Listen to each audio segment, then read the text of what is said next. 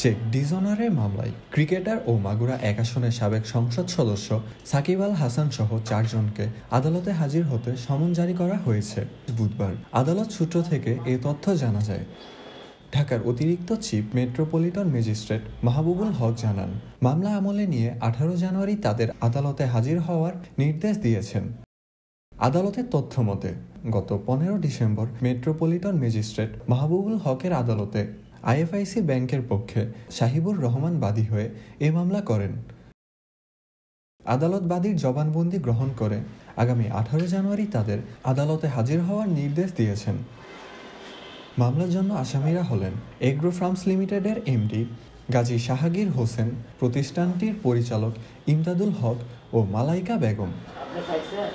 মামলা সূত্রে জানা যায়, সাকিবের মালিকানাধীন এগ্রো ফার্ম ব্যবসায়িক উদ্দেশ্যে বিভিন্ন সময় আইএফআইসি ব্যাংকের বনানী শাখা থেকে ঋণ গ্রহণ করে।